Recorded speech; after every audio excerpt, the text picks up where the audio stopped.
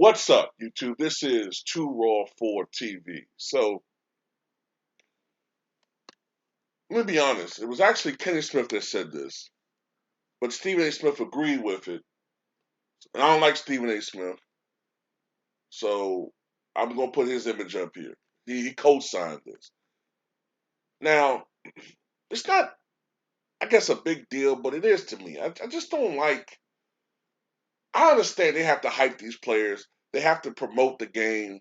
Sometimes they say things that, are a little bit factually challenged, I guess. You know what I'm saying? Uh, but Kenny Smith said something to the.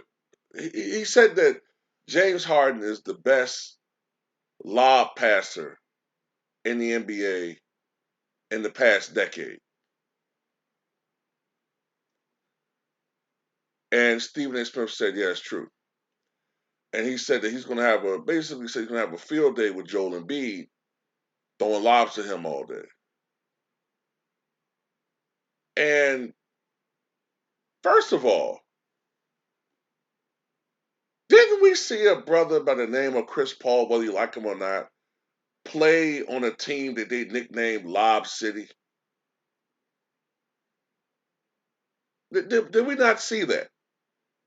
A true pass first point guard play on a team where his specific skill set of throwing lob passes and the success of that nicknamed that team and that era Lob City with the Clippers. I'm just trying to, I'm just saying. Chris Paul is known more as a primary passer. I'm not saying that James Harden isn't a really good lob passer, but James Harden's primary skill set, at least that's what we were told, is his scoring. He is a really good facilitator, but his primary skill set has been scoring, right? And then this thing with Joel Embiid, and I think Charles Barkley said something about this last night, and I agree with him. Um, Lob passing is specifically geared toward athletic big men who can jump and aren't necessarily great scorers, but they're high percentage, around the basket. The Tyson Chandlers, the DeAndre Jordans in his prime, guys like that, Hassan Whiteside, they excel at shit like that. Joel Embiid is more, he's not known for his jumping ability. I mean, yeah, I'm not saying he's not going to be able to catch some lobs. No, I'm not saying that. But don't make it seem like they're going to be like Peyton and Sean Kemp. That's what I'm saying. Don't make it seem like they're going to be Gary Payton and Sean Kemp part two, because they're not. And there's a good chance it may not work. This may not work the way people think it's going to work.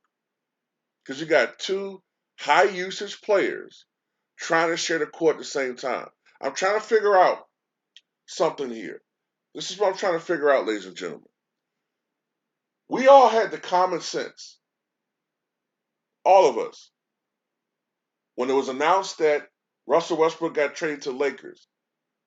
Man, you got a high usage player in Westbrook playing with a high usage guy in LeBron James.